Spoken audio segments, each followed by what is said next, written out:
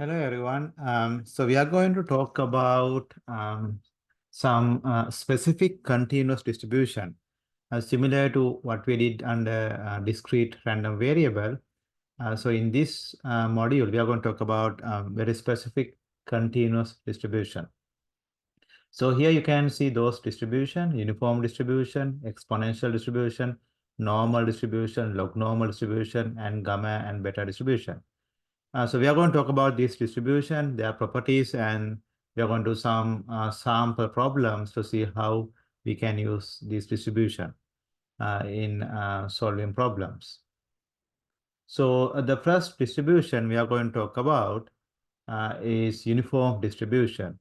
Under discrete random variable, we define a discrete uniform distribution.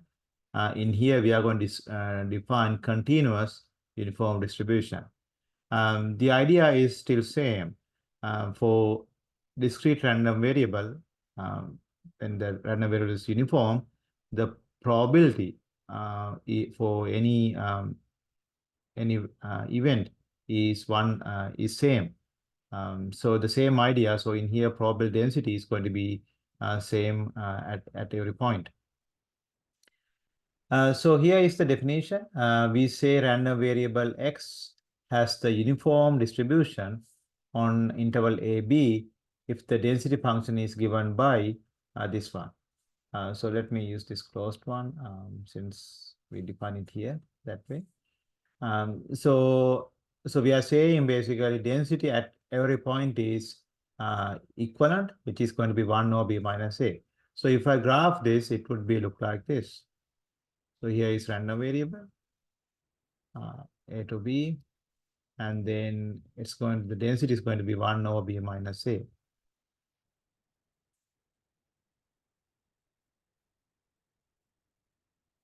So that's how this density function look like. So from there onward, you can calculate CDF, expected value, and variance. So let's calculate the CDF first. So we know by definition, CDF is what? It's going to be negative infinity to t. We can integrate density function to get CDF. Since if I use this density function, then I can limit it a to t. So I'm assuming t in between a and b. If it is more than, so we know that for sure, if t is less than a, then the density is going to be 0. And if t is more than or equal to b, then fxt is going to be 1. So we really worry about this possibility, this scenario. So I can integrate. And then you can see this result. We have 1 over b minus a dx. So that's x over b minus a to t, which will result t minus a over b minus a. So that's fxt. So that's the CDF. I mean, you can visualize this very easily. So what is the meaning of fxt? That means basically probability. Random variable x is less than or equal to t. So if t is somewhere here, so we are calculating probability. So the probability is basically the area under the density curve. So you can see the area is going to be this height is 1 over b minus a. This side is t minus a. So probability x less than or equal to t is going to be 1 over b minus a time t minus a. That's what you got here. Okay, so that would be easier way to get this density function. You cannot do this for other some other density functions like normal, but uniform is very nice. Give this kind of rectangular shape, so you can do this simpler calculation to get the density. I mean the cumulative distribution function. The other one, we want to calculate the expected value.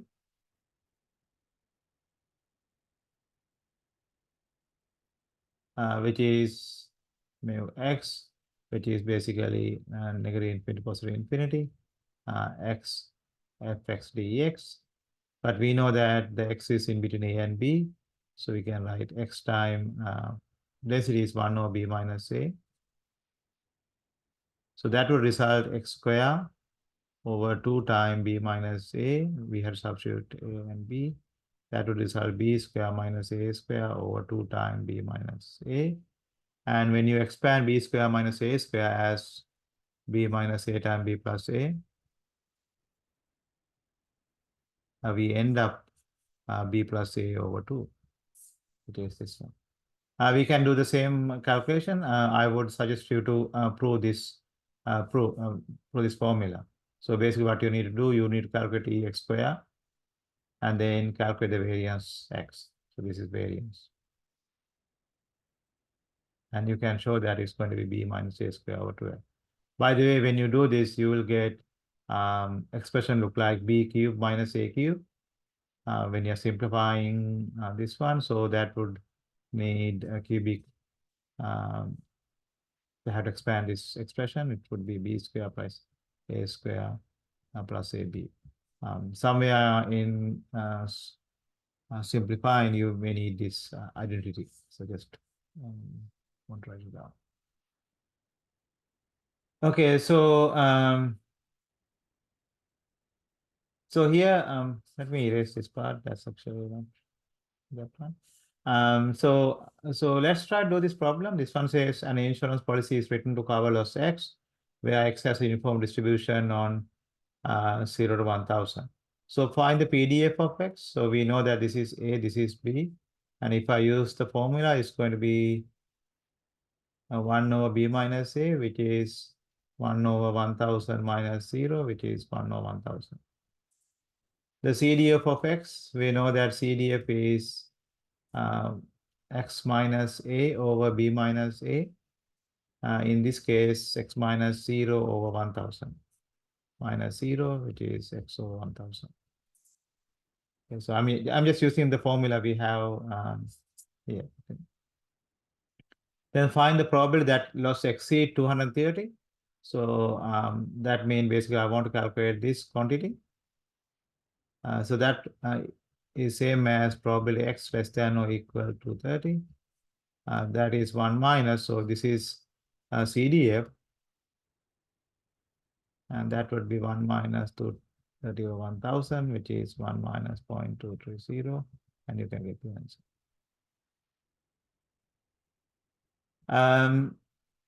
So now we are going to do few society of actuaries sample questions. So this question says automobile claim amount are modeled by uniform distribution on the interval 0 to 10,000. And actuary A report X, the claim amount divided by 1000. Actuary B report Y, which is X rounded to the nearest integer from 0 to 10.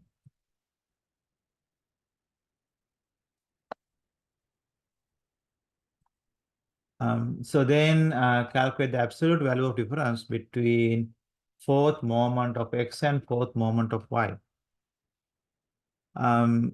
So the loss, so let's say a loss amount is C.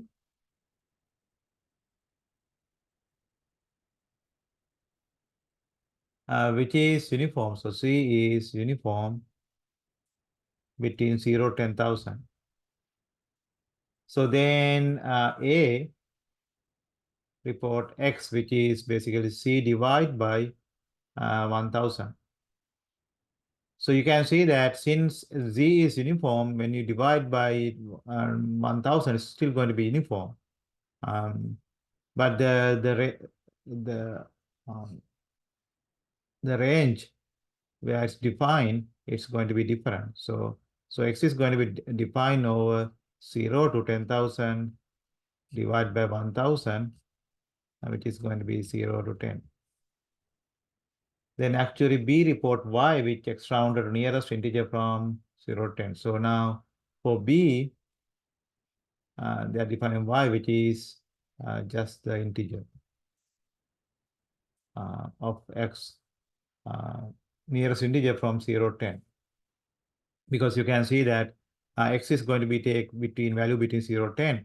So this one is going to be just the integer one. So x can take only 0, 1, 2, all the way up to 10. That's it. Okay, so if I graph this one, it's going to be look like from 0 to 10.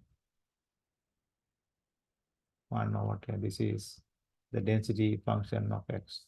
In here, it would be 0 to 10,000.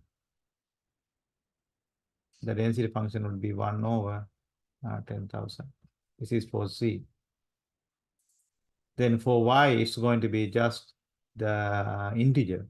So the density is going to be what?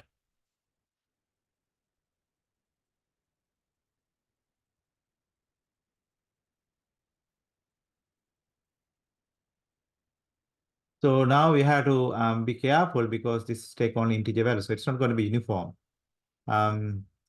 So you can see that if I draw the time, I mean the number line.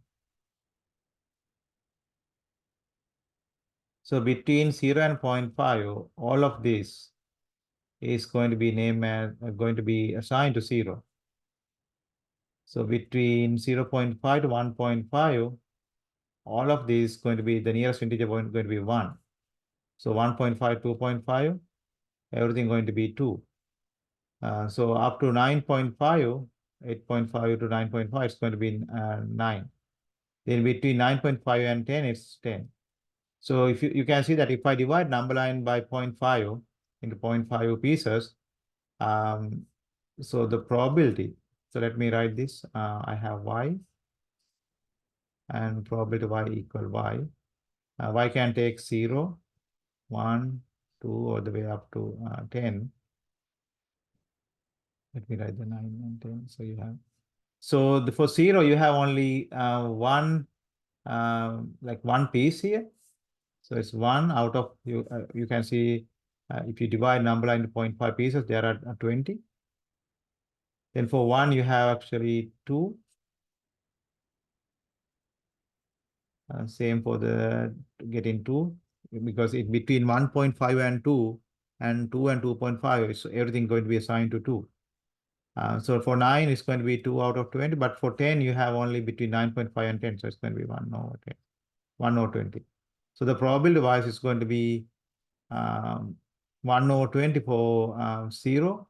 Between 1 and 9, it's 2 over 20. For 10, it's 1 over 20. So we have to be careful. So the density curve is going to be, remember, this is going to be discrete. Okay, so it's not continuous anymore. It's discrete. So values are going to be 0, 1, 2, or 9, and 10. For 0, it's going to be 1 over 20. Then for 1, 2, all the way up to 9, all of these are going to be 2 over 20. Then again, for 10, it's going to be 1 over 20. Okay. Okay, so now we have a clear understanding about these two random variables. So now we are ready to get the fourth moment. So let's calculate the fourth moment for x. So it's going to be 0 to 10, x to the 4, and the density function is 1 over 10 dx, and that would end up as x to the 5 over 5, 0, 10. So that's going to be 1 over 50, 10 to the 5. For the other one, it's discrete. Y is discrete. So if I take the y4, it's going to be sigma y to the 4, probability y equal y. So that's going to be 0 to the 4, 1 over 20, 1 to the 4,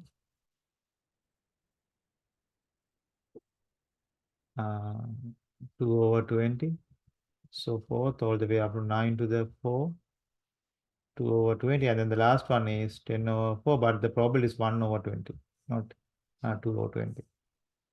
So then you have to take the difference of these two quantities, and I would write, so when you solve this one, you would get answer as further 3.3, use your calculator, and then you can find the difference. Okay, so The answer is going to be 33.3. So you have to find the difference between this one and this one. And it's absolute value. So you don't need to worry about the negative or positive.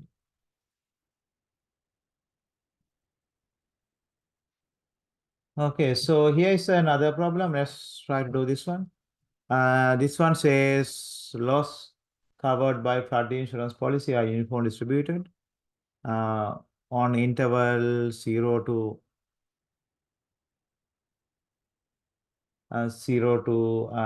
2. The insurer pay the amount of the loss in exceed of deductible D. The probability that the insurer pay at least 1.2 on a random loss is 0.3. Calculate the probability that the insurer pay at least 1.44 on a random loss. So first thing it says losses are covered by flood insurance policy are uniform distributed on interval 0 to 10. So losses are uniformly distributed in 0 to 2.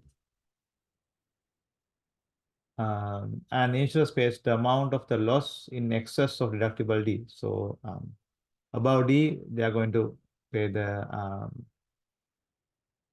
make the payment. So basically, so the D is unknown actually in this case right now. The probability, let's try to write this line and then see whether we can find D. So this one says probability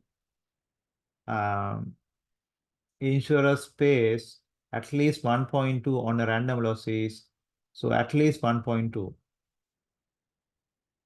payment is 0.3. Now in order to make a payment, so payment is what? Payment means basically loss plus deductible. I mean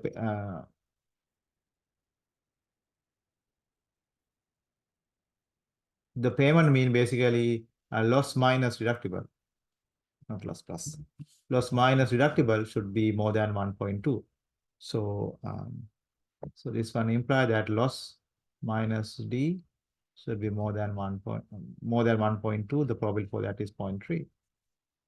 So that would tell us probability loss is more than or equal 1.2 plus D is 0.3. Now we know that loss is uniform distributed. So if I go to the uniform distribution, we are in 0, 2. This is a loss random variable, and this is the density for loss random variable. So I have it will be 0, 2. So density is 1 over 2. Remember, how do you get the density? L is 1 over B minus A. So this is A, this is B. So 2 minus C, so it's 1/2. Okay. So now probability loss more than 1.2 plus D. So somewhere here you have 1.2 plus D.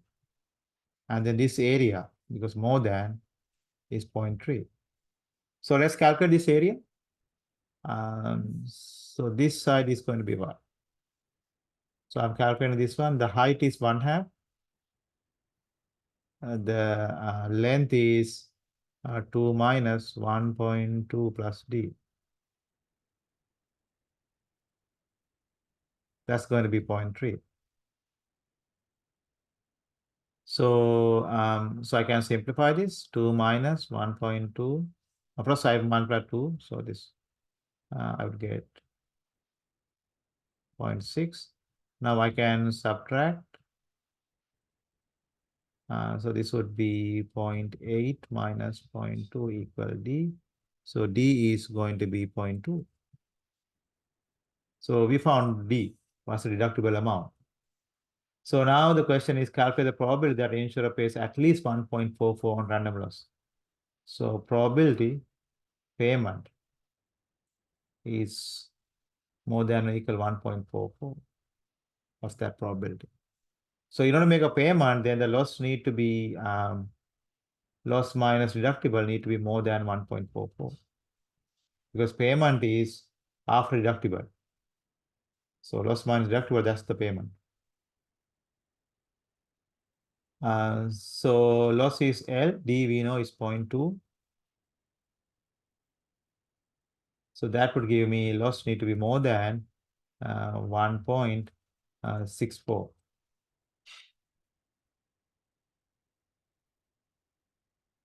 So now I can go back. I mean, use the loss random variable, which is uniform from 0 to, and this side you have FLL, this side L, and this is 1/2. And here somewhere you have 1.64, and we want more than that. So we want this area. So I can use the height, which is 1/2. The length of this side is 2 minus 1.64. And that would give you the answer, which is going to be so 2 minus 1.64, that's going to be 0.18. So that's the probability of payment is more than 1.4, which is 0.18.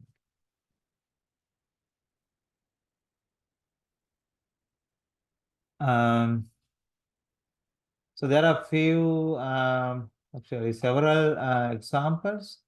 I will do one more and then I will leave the rest for you to try. Let's try this one.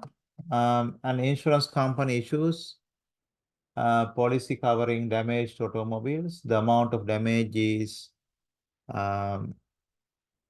uniform, model by uniform distribution from 0 to 2.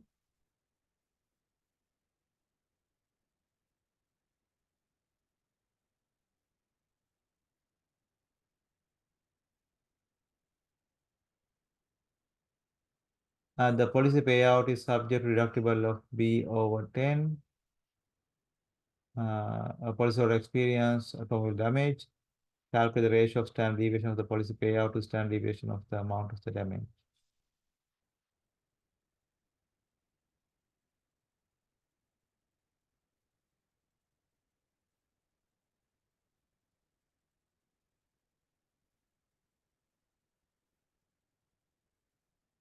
So let's calculate first the standard deviation of the amount of the damage.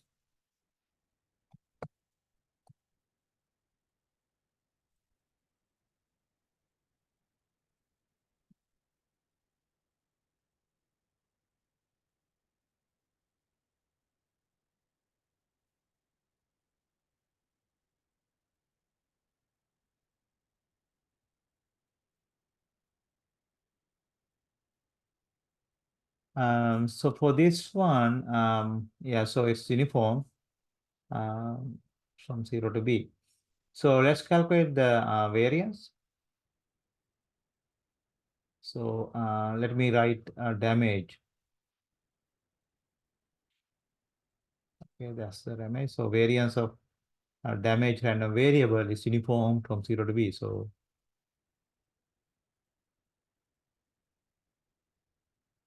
I want to first calculate the variance and then the standard deviation. So variance is going to be, if you look at the formula we developed here, variance is B minus A square over 12.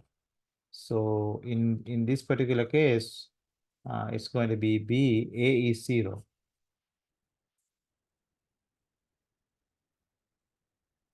So that's the standard deviation of the amount of the damage. I mean the variance. So standard deviation, that's going to be, so when you take the square root of this one, it's going to be B over square root 12. Which is going to be 0.28868. Okay, so now the question is the policy payout. So policy payout is subject deductible of B over 10, which is 0.1 B. B over 10 is 0.1 B. Policyholder experience automobile damage. So we want to find the expected value of, so let's say Y is payout.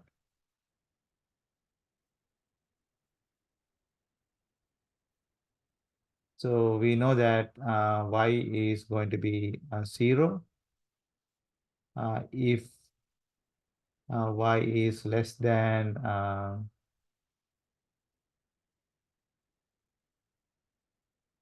if damage is less than 0.1b, and it's going to be with d minus 0.1b if damage is more than 0.1b in between d and b. So because the damage is in between 0 to b, so it's in between b and 0.1b. This would be the payout. So we can calculate expected value of y. So we have to start from 0.1b to b. This is the random variable, d minus 0.1b, and then the density function of d, which is 1 over b. So in here, what's the density function? 1 over b minus 0, which is 1 over b. So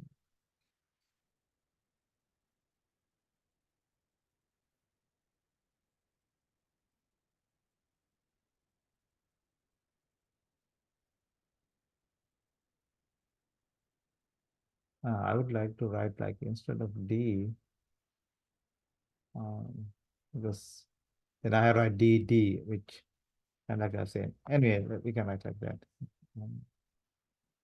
We shall use the different notation. So when you integrate this one, you can see, I will not do the integration, but when you do this, you will end up with, it's going to be 0.405 b.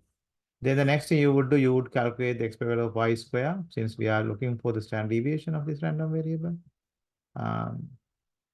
Then you have d minus 0.1 b square times 1 over b d, and then you can you will end up, when you do this calculation, you will end up with 0.243 b square. So once you have that, you can get the variance of y using the standard formula.